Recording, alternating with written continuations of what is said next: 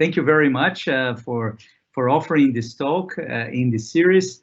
You know, before I move on, there are already many questions here, but before I move to the questions of the audience, I'll ask some questions myself so that people can reflect on everything they listen to and you know, get warmed up. So my first question is: you are you have your original background is as a mathematician, right?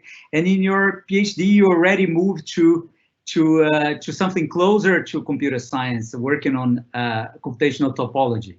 So I was wondering how a mathematician working on computational topology finds his way to conceptual modeling. How did you get involved with knowledge representation and conceptual modeling? Well, actually, my degrees in my PhD is in electrical engineering, but my thesis was very mathematical. Yes, you are right. So in my thesis, I proposed something called graph grammars and graph automata in the early 70s.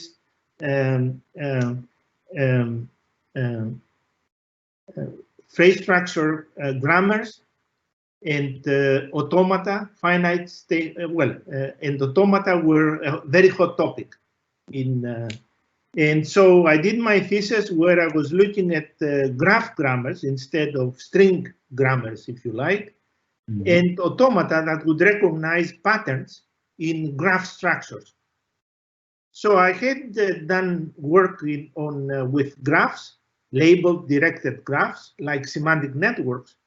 But then when I read the papers by Marvin Minsky, I got interested in using semantic networks.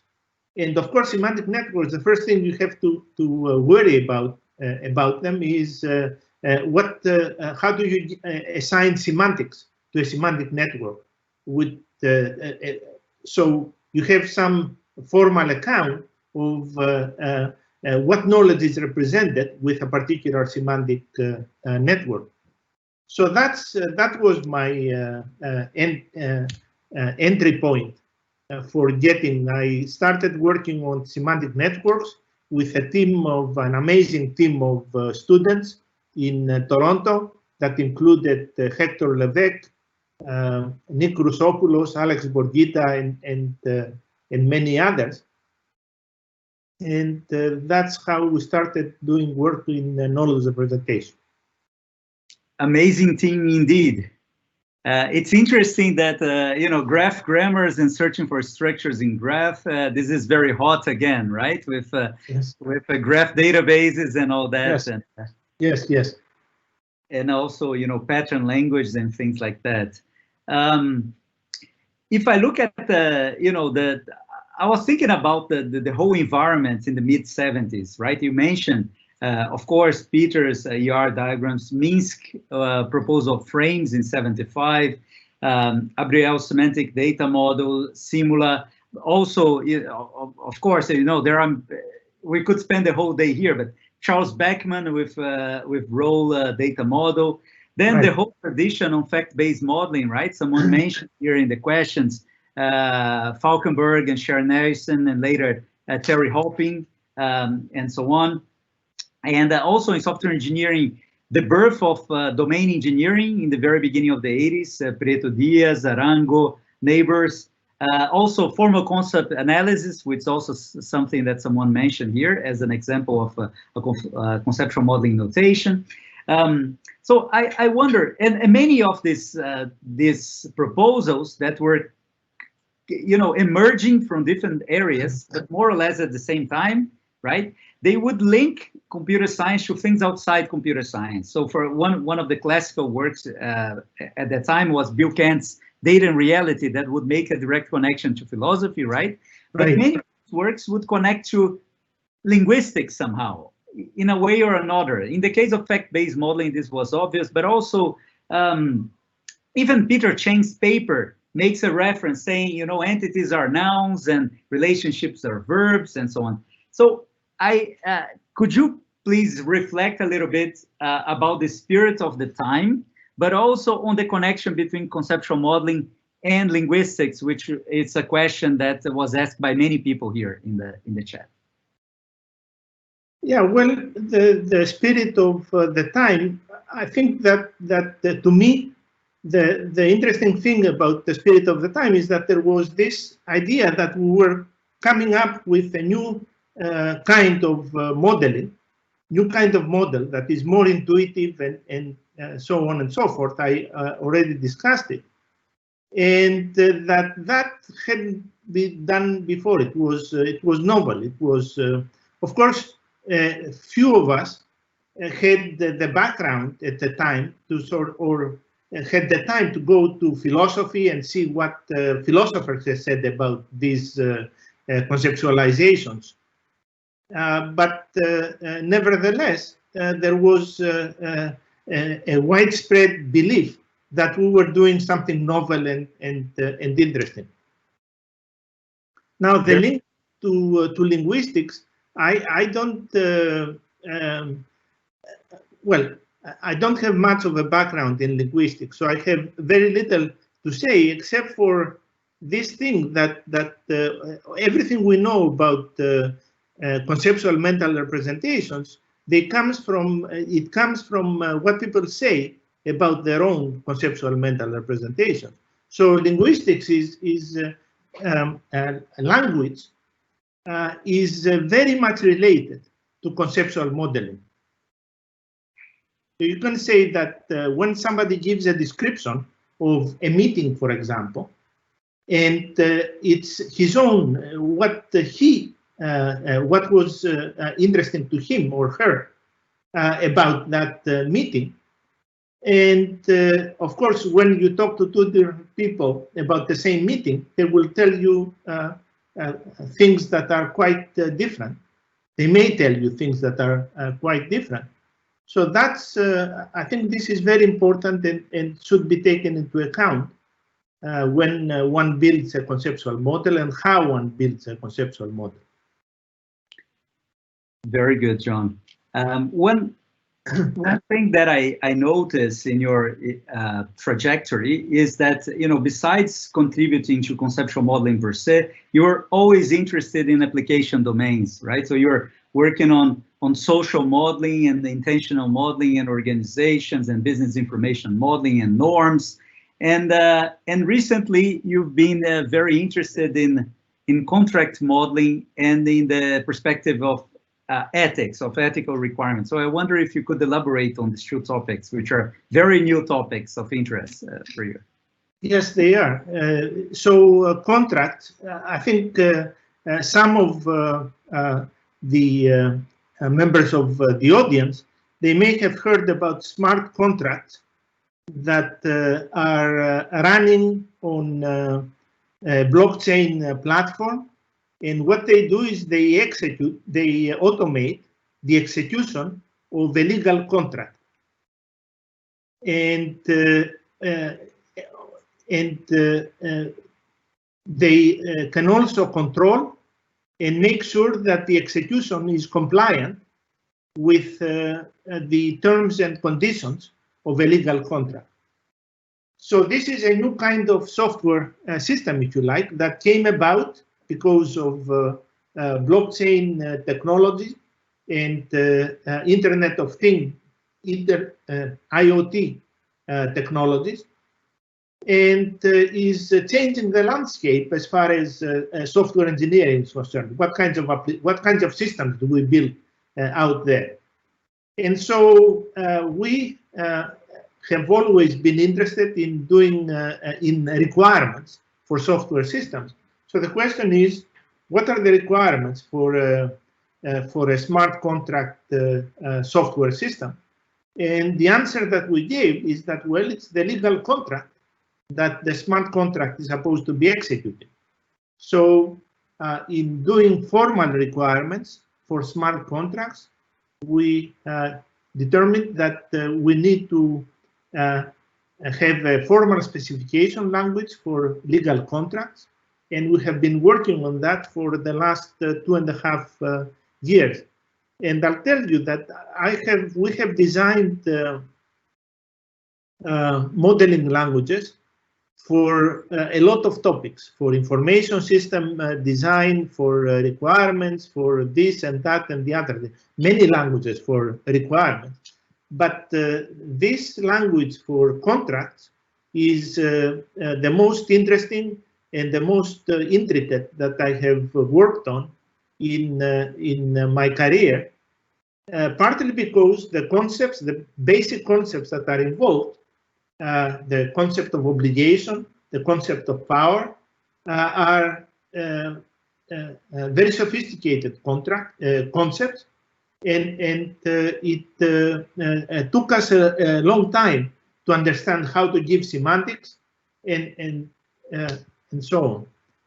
And the ethical requirements, this is a topic that has come up because of the advent of AI systems of one sort or another that drive a car autonomously or make diagnosis for a particular type of problem, or decide on a bank loan application.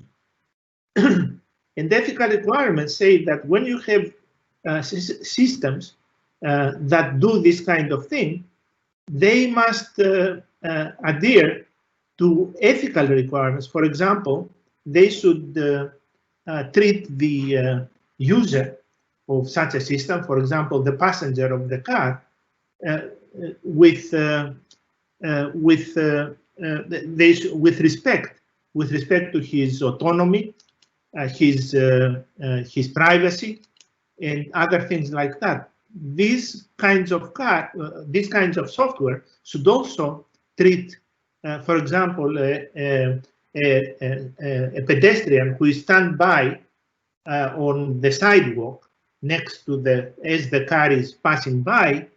It should take into account that this pedestrian would not like it at all if the car goes by fast and there is a pool of water and he's splashed. So these ethical considerations say that you shouldn't be doing these kinds of things with if you are driving a car to other people, because that's a bad thing for them. So what are ethical requirements? How do we recognize? How do we elicit them from different stakeholders, etc.? So that's I think a very important area. It had not been explored until now. People were not talking about ethical requirements when we were talking about software systems, even though issues like privacy, I mean, privacy is about requirements, right? And yet these were not being taken into account as the systems were being built.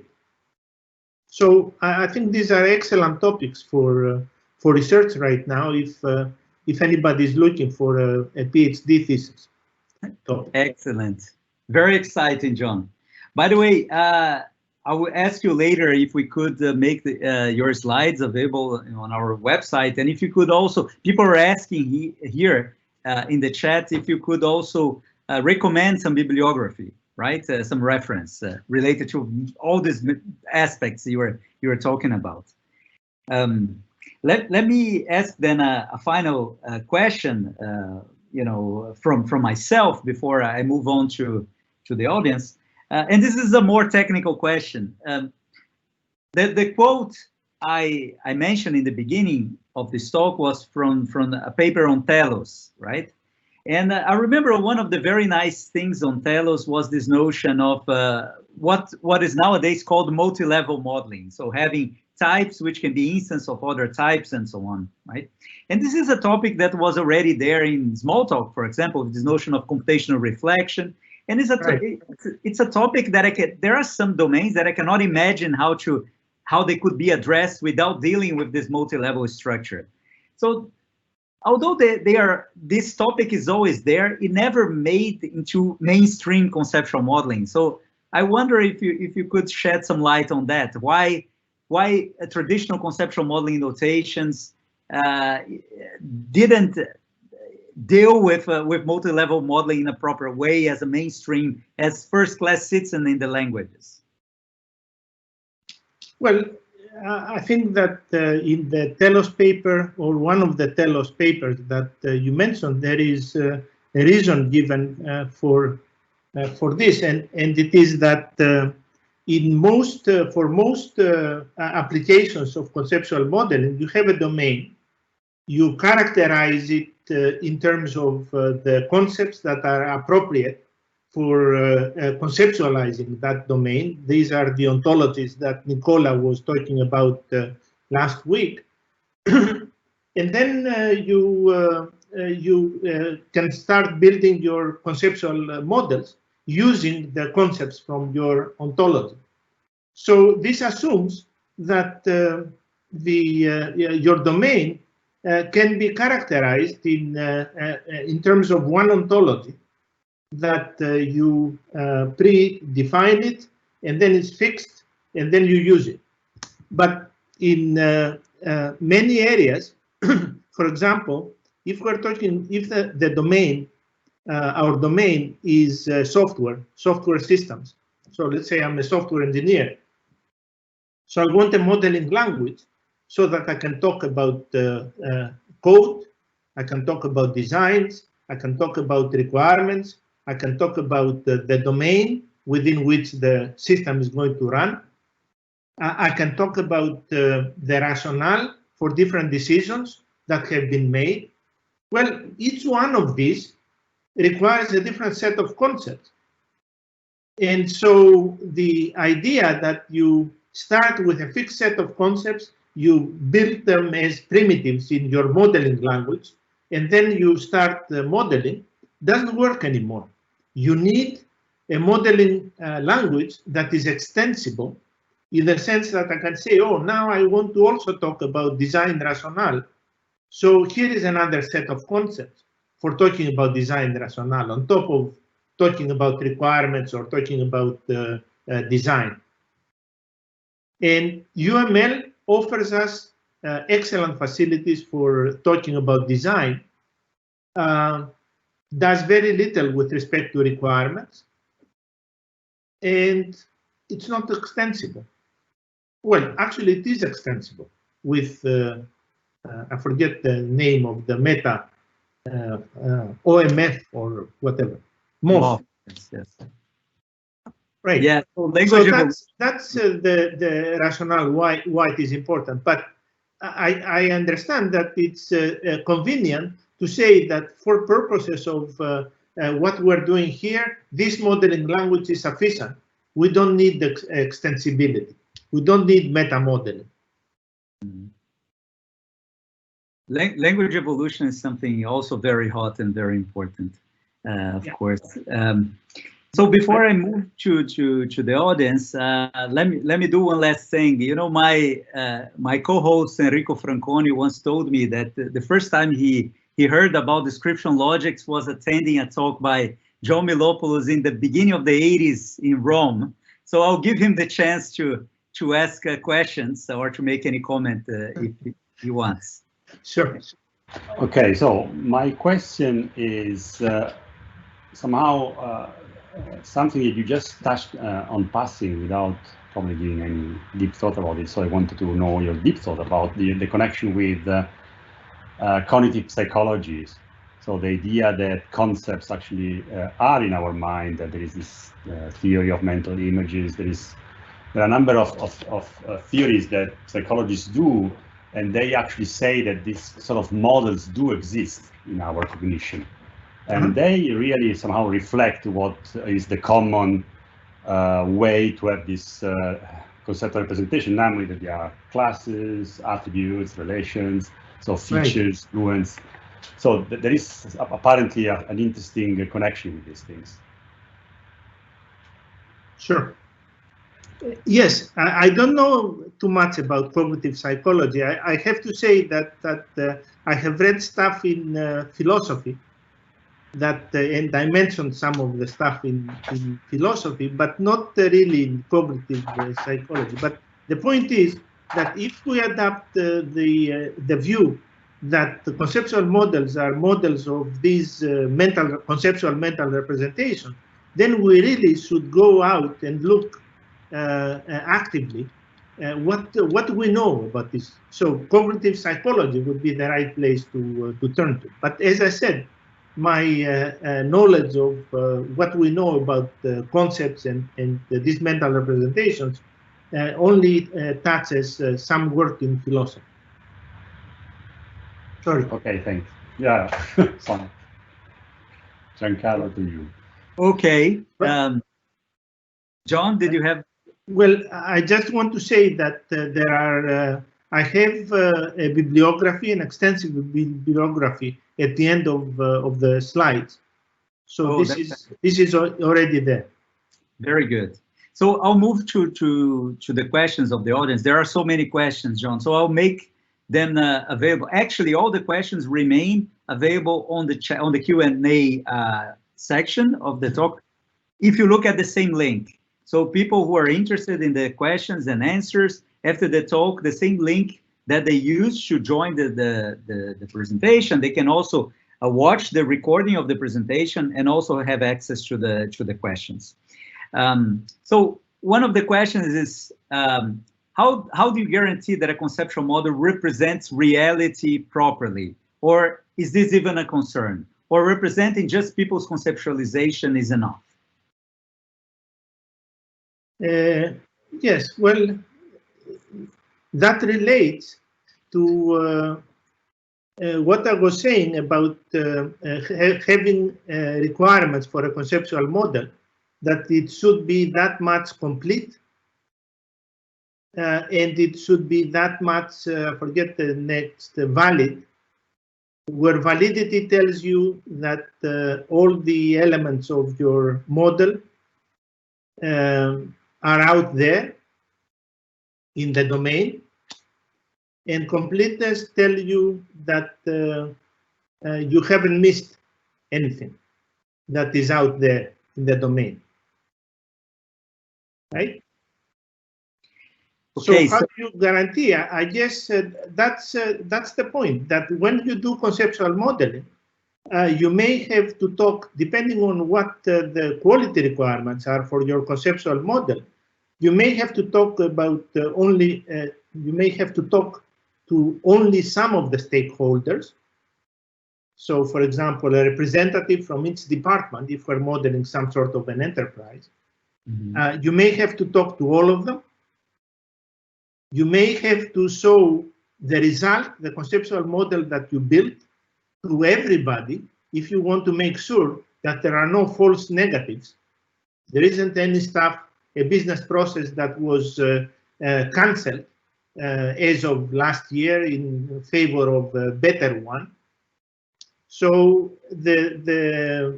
how you make sure that your model, your conceptual model, is a faithful model of the domain is going to determine what the modeling process is going to be and who the participants in the modeling process are going to be. Okay. So there is one question. So why qualitative models are not considered conceptual models? Well, as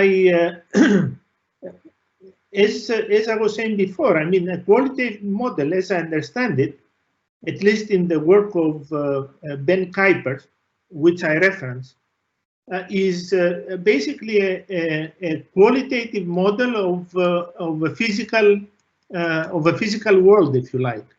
I think they give example of a toilet flushing system as an example of a qualitative model where you don't have exact numbers for the amount of water that the flushing system is handling, at the rate at which the water is coming out from the bottom of the tank, and so on and so forth. You have a qualitative model, and still people can, we can reason with such a qualitative, we can draw conclusions about such a model, right? So that was the thing that they were trying to do.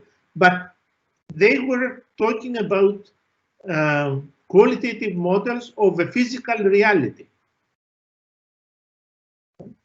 In fact, there is very nice work by Pat Hayes and others on naive physics, where the idea is exactly that we're talking about qualitative models of physical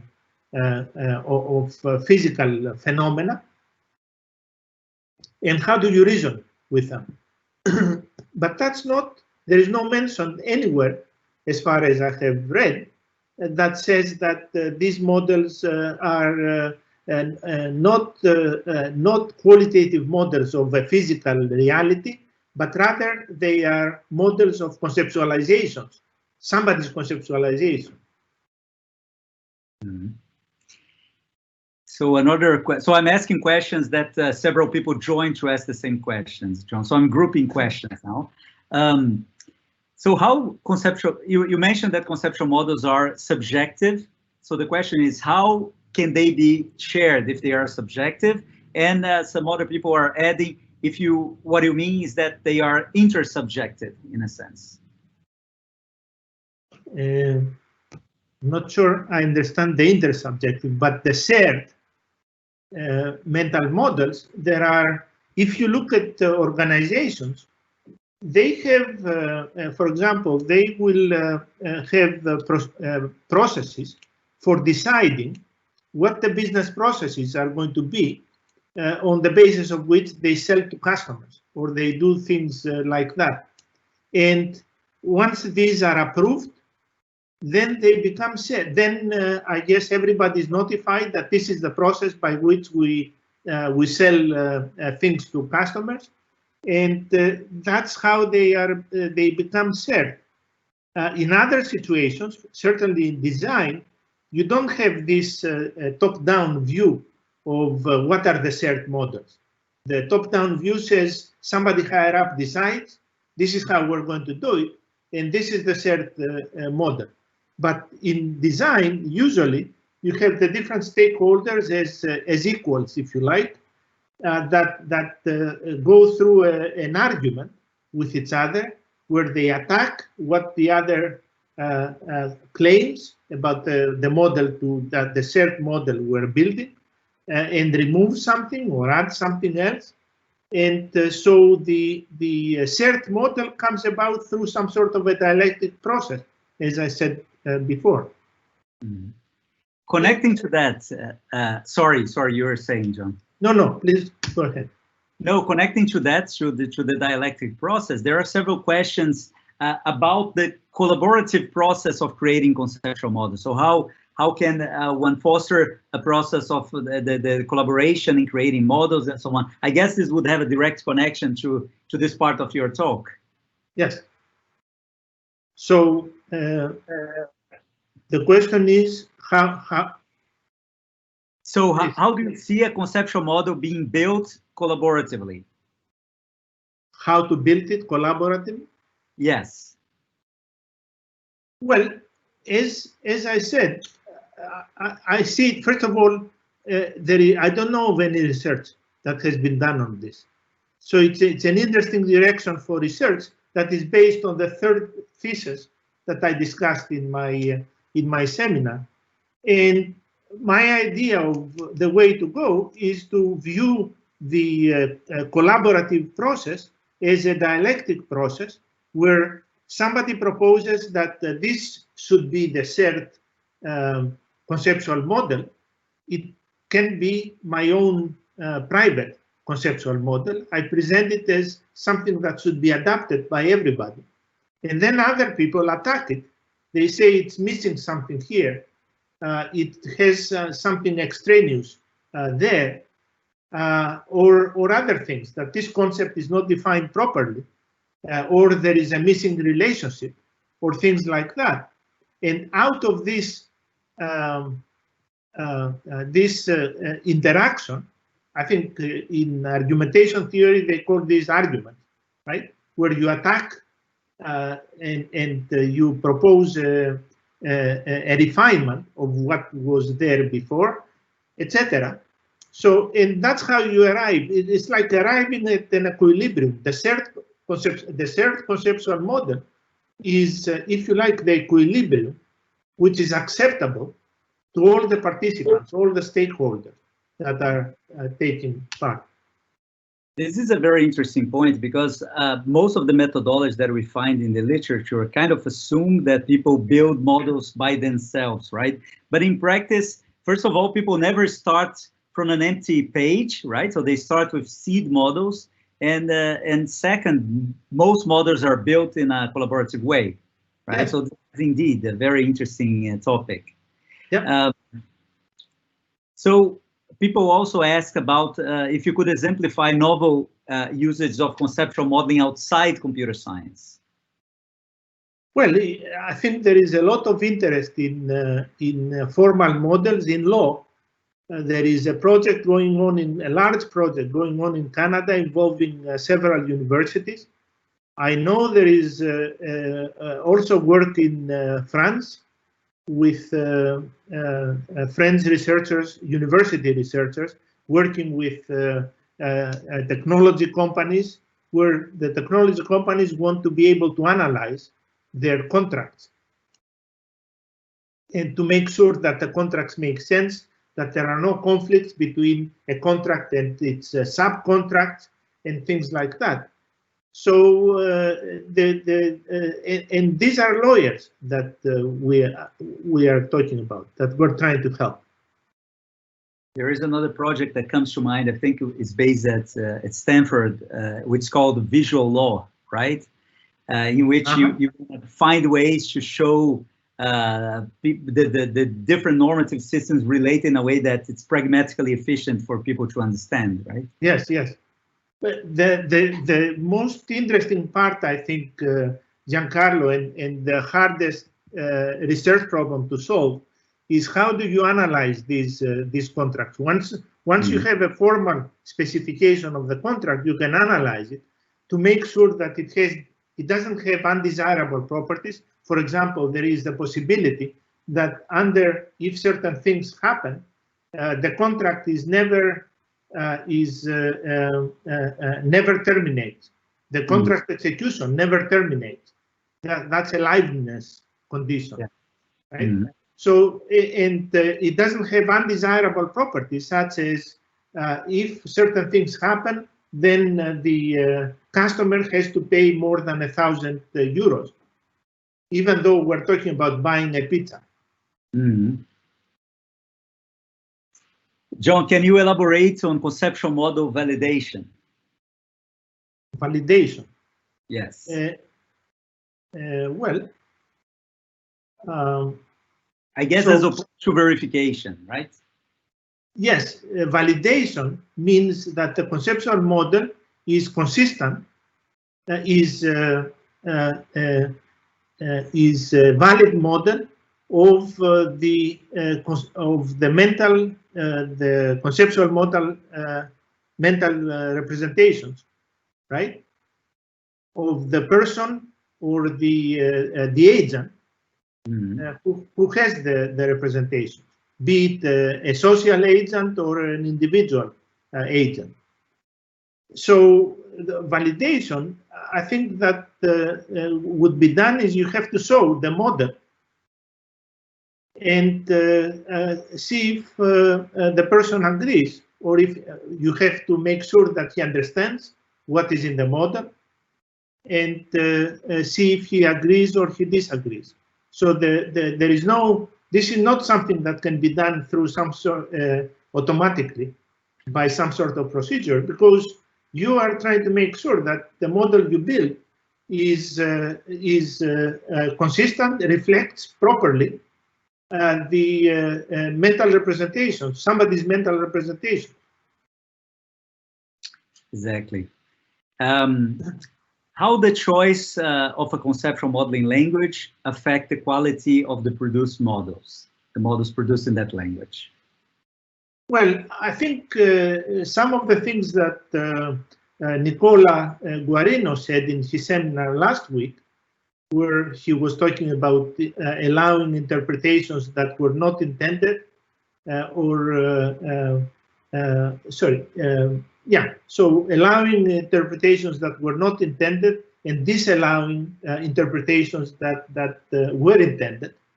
So that's, I think that's the choice of a conceptual modeling language. You want to make sure. Let me give you an example from the work that we have done here. As you know, we have done work on social models for requirements engineering that goes back to the PhD thesis of Eric Yu. And in that thesis, one of the primitive concepts of his language was social dependency, which says that somebody depends on somebody else for something, to fulfill a goal, deliver a resource, or whatever it is. Now, if you have a legal, if you are talking about legal contracts and formal models of legal contracts, social dependency is not the right concept, because an obligation, a legal obligation, says a lot more than a social dependency. I mean, social dependency, a beggar, socially depends on the passers-by to give him some money, give him or her some money, right? But that kind of dependency, an obligation, is not that kind of a dependency. It's a lot stronger. Sure. It gives the creditor of the dependency a right to expect that something is going to be delivered to him or her. So that's the point. That for if you are interested in modeling legal contracts, I* is not the right language for you. Mm. Very good, John. So there are so many questions, but we could be here the whole day. I'll ask a final question, which is about how conceptual models can be used to change people's mental models. In particular, how well-defined models, for example, models based on ontologies, can be used to change people's mental models. I guess it has to do with mini negotiation as well. Yeah, well, that's a very good question. So. Let me give you an example from requirements engineering that we know that people don't understand. I mean, your average systems analyst or requirements engineer doesn't understand very well the concept of privacy. Okay, but nevertheless, for any project that handles personal data, he has to worry about privacy requirements that should be there. And they have to be determined up front. They shouldn't be an afterthought that is dealt with later on, because that's how you get all the problems with the personal data fiascos. Okay, so if you had an ontology of privacy concepts with clear the explanations of what do they mean, and you made that available to this guy, that the software engineer, the requirements engineer that has to worry about privacy requirements, well, then he can do something like say, okay, are there any confidentiality requirements for this data? Are there any non-repudiation requirements for this data? So you are telling him what are the concepts that are involved in privacy requirements, and you are giving him a chance to look for cases where these concepts are relevant to the system that he's designing. So I see that as being an important contribution of ontologies to requirements engineering. That the biggest problem in requirements engineering is that the people who do this requirements analysis and requirements elicitation and requirements analysis, they don't, they understand basic concepts, especially system-related concepts like performance of a system, reliability, and so on and so forth, but they don't understand any of the other concepts that are sort of newer, if you like ethical requirements, privacy requirements, security requirements. So we need, our idea is that what you need to do is give them tools that help them know what the right concepts are for a particular class of requirement, and look for them, instances of these concepts in for the system to be. Great, John, thanks again. Thank you very much for offering this talk here and for answering the questions. This is a great service to this community to motivate the next generation of conceptual modelers, and also to bridge the research which is done in this community to other communities who are also here today, people from ontology and from knowledge representation. Thank you very much. Thank you for inviting me. Thank you, Enrico and Giancarlo. Thank you. Thanks a lot, John. So, folks, next week we're going to have another very interesting talk entitled Conceptual Modeling and Life Engineering. Are they two sides of the same coin? To be delivered by another Peter Cheng Award winner, Oscar Pastor. So I hope to see you all here next Wednesday, 4 p.m. Central European Summertime. Thanks a lot for being here, for the questions and for the interaction. And thanks a lot again, John. Thank you. Bye. Stay safe.